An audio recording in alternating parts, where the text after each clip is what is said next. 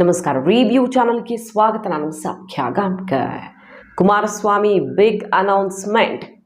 BJP JDS ಮೈತ್ರಿ ಮಾತುಕತೆ ಸುಮಾರು ದಿನಗಳಿಂದ ಕ್ಷೇತ್ರಗಳನ್ನು ಅಂತಿಮಗೊಳಿಸೋ ನಿಟ್ಟಿನಲ್ಲಿ ನಡೀತಾ ಇದೆ. ಒಂದಿಷ್ಟು ಜಟಾಪಟಿ ಆಗ್ತಾ ಇದ್ರೂ ಕೂಡ ಅದು ಹೊರಗಡೆ ಬರದಂತೆ ಸಾಧ್ಯವಾದಷ್ಟು ಹಿಡಿದಿಟ್ಟುಕೊಂಡಿದ್ದಾಯಿತು. ಎಲೆಕ್ಷನ್ ಹತ್ತಿರ ಬರ್ತಿದೆ, ಬಟ್ ಸೀಟ್ಸ್ ಫೈನಲ್ ಮಾಡೋದಕ್ಕೆ ಆಗ್ತಿಲ್ಲ. ಕುಮಾರಸ್ವಾಮಿಯವರು ನಿಖಿಲ್ ಸ್ಪರ್ಧೆಯನ್ನು ಬಹುತೇಕ ಖಚಿತಪಡಿಸಿದ್ದಾರೆ. ಆ ವಿಚಾರದಲ್ಲೂ ಕೂಡ ಹೈಕಮಾಂಡ್ ಮಟ್ಟದಲ್ಲಿ ಟೆನ್ಷನ್, ಹಾಸನ ಕ್ಯಾಂಡಿಡೇಟ್ ಬಗ್ಗೆ ಟೆನ್ಷನ್. ಇಷ್ಟೆಲ್ಲದರ ನಡುವೆ ಈಗ HDK ಬಿಗ್ ಅನೌನ್ಸ್ಮೆಂಟ್.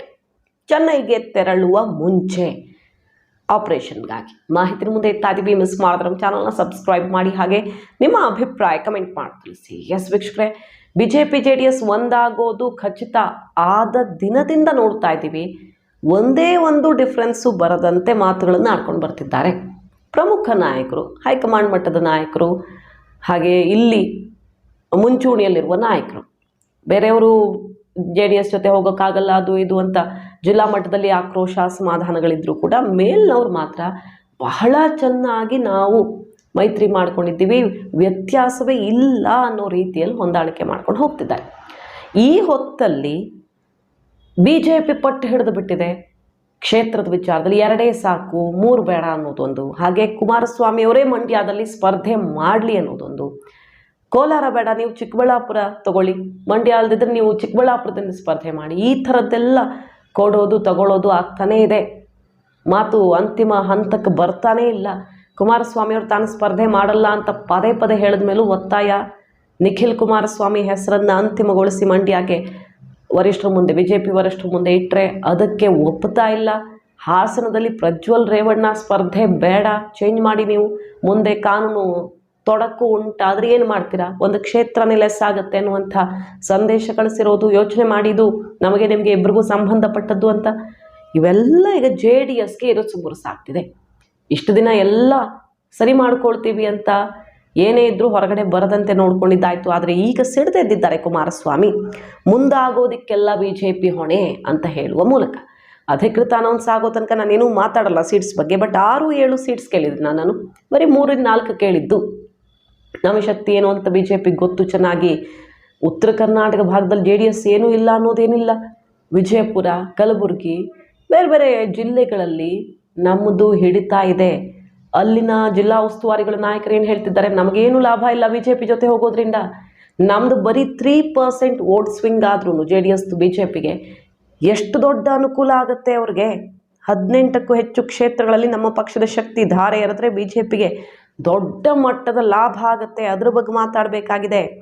ಅದನ್ನು ಅವ್ರಿಗೆ ಅರ್ಥ ಮಾಡಿಸಿ ಅಂತ ನಾಯಕರುಗಳು, ಇಲ್ಲಿನ ಶಾಸಕರು ಎಲ್ಲ ಈಗ ಮುಗಿಬೀಳ್ತಾ ಇದ್ದಾರೆ. ಅವ್ರಿಗೆ ನ್ಯಾಯ ಕೊಡಬೇಕಲ್ಲ ನಾನು. ಹಾಗಾದರೆ ಇದನ್ನು ಹೈಕಮಾಂಡ್, BJP ಹೈಕಮಾಂಡ್ ಅರ್ಥ ಮಾಡ್ಕೊಳ್ಳುತ್ತೆ ಅಂದ್ಕೊಳ್ತೀನಿ ಅಂತ ಎಚ್ಚರಿಕೆ ಕೊಟ್ಟಿದ್ದಾರೆ. ಅಷ್ಟೇ ಅಲ್ಲ, ಏನು ಹೇಳ್ತಿದ್ದಾರೆ, ತ್ರಿಕೋನ ಸ್ಪರ್ಧೆ ನಡೆದ್ರೆ ನಾವು ಕೆಲವು ಕಡೆ ಸುಲಭವಾಗಿ ಗೆಲ್ತೀವಿ. 2 ಸೀಟಿಗೆ ಬೇಕಾಗಿಲ್ಲ, ನಾವು ಇಷ್ಟು ಕಷ್ಟಪಟ್ಟು ಮೈತ್ರಿ ಮಾಡ್ಕೊಳ್ಳೋ ಅವಶ್ಯಕತೆಯೇ ಇಲ್ಲ.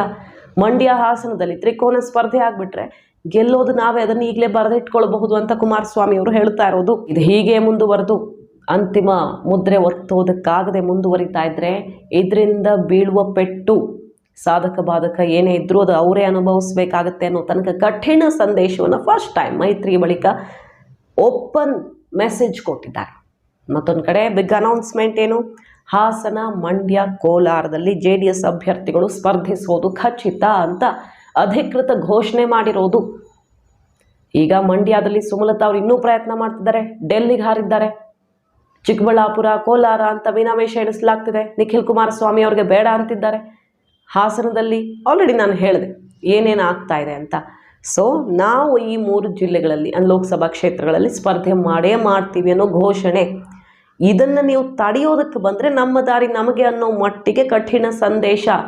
ಟ್ರಯಾಂಗಲ್ ಫೈಟ್ ಆಗುತ್ತೆ, ನಾವೇ ಗೆಲ್ತೀವಿ ಅಂತ ನೇರವಾಗಿ ಹೇಳ್ತಿಲ್ಲ, ಬಟ್ ಏನು ಹೇಳಬೇಕೋ ಅದನ್ನು ಹೇಳ್ತಿದ್ದಾರೆ. ಸೊ ಮಂಡ್ಯದಲ್ಲಿ ನಿಖಿಲ್ ಭವಿಷ್ಯ ಅಲ್ಲಿ ಮತ್ತೊಮ್ಮೆ ಅದೃಷ್ಟ ಪರೀಕ್ಷೆಗೆ ಇಳಿಯೋದು ಖಚಿತ ಆಗ್ತಿದೆ.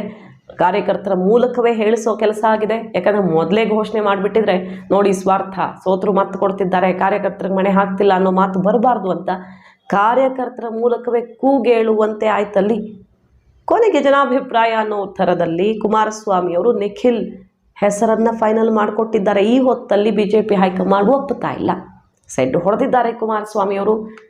ಒಪ್ಪಿಕೊಂಡ್ರೆ ಮತ್ತೆ ಎಲ್ಲ ನೀಟಾಗಿ ಮುಂದೆ ಹೋಗುತ್ತೆ, ಇಲ್ಲ ಅಂದರೆ ಟ್ರಯಾಂಗಲ್ ಫೈಟ್ ಆಗುತ್ತೆ, ಆಗ ಗೆಲ್ಲೋದು ನಾವೇ ಅನ್ನುವಂತಹ ಕಠಿಣ ಸಂದೇಶವನ್ನು ರವಾನಿಸುವ ಮೂಲಕ ರೇವಣ್ಣವರು ಕೂಡ HD ರೇವಣ್ಣವರು ಸುಮ್ಮನಿರ್ತಾರ? ಪ್ರಜ್ವಲ್ ರೇವಣ್ಣ ಅವ್ರಿಗೆ ಟಿಕೆಟ್ ಕೊಡಬೇಡಿ ಅಂದರೆ ಈ ಹೊತ್ತಲ್ಲಿ ಕಾನೂನು ಹೋರಾಟ ಏನೋ ಮುಂದೆ ನೋಡ್ಕೊಳ್ಳೋಣ. ಎಷ್ಟು ಜನರ ಮೇಲೆ ಇರಲ್ಲ ಕೇಸ್, ಅದು ಏನೋ ತಪ್ಪು ಮಾಹಿತಿ ಮತ್ತೊಂದು ಅಂತ ಮುಖ್ಯಮಂತ್ರಿ ಸಿದ್ದರಾಮಯ್ಯನವರಿಂದ ಹಿಡಿದು ಬಹಳಷ್ಟು ಜನರ ಮೇಲೆ ಅವರವ್ರ ಕ್ಷೇತ್ರ ವ್ಯಾಪ್ತಿಯಲ್ಲಿದೆ. ಹಾಗಾದರೆ ಅದನ್ನು ನೆಚ್ಚಿಕೊಂಡು ಟಿಕೆಟ್ ಕೊಡದೇ ಇರೋಕ್ಕಾಗತ್ತಾ ಅನ್ನೋದು JDS ಪ್ರಶ್ನೆ. ಹಾಗಾಗಿ ಅನೌನ್ಸೇ ಮಾಡಿಬಿಟ್ಟಿದ್ದಾರೆ ಈಗ ಈ 3 ಕ್ಷೇತ್ರದ ವಿಚಾರದಲ್ಲಿ ಕಾಂಪ್ರಮೈಸ್ ಮಾತೇ ಇಲ್ಲ ಅಂತ. ಆ ಮೂಲಕ ಮಂಡ್ಯ ಅಭ್ಯರ್ಥಿ ಕೂಡ ಖಚಿತ ಆಗ್ತಿದೆ. ಹೆಚ್ಚು ಕಡಿಮೆ ಆದರೆ ಬೇರೆ ದಾರಿ ಹಿಡಿಯುವಂತಹ ಸುಳಿವು ಕೂಡ ಸಿಗ್ತಾ ಇದೆ ಕುಮಾರಸ್ವಾಮಿ ಅವರಿಂದ. ಕಾದ್ ನೋಡೋಣ. ಕೊನೆ ಕ್ಷಣದಲ್ಲಿ ಟ್ವಿಸ್ಟ್ ಕೊಡೋ ಥರ ಕಾಣಿಸ್ತಿದೆ ಕುಮಾರಸ್ವಾಮಿ ಅವರು.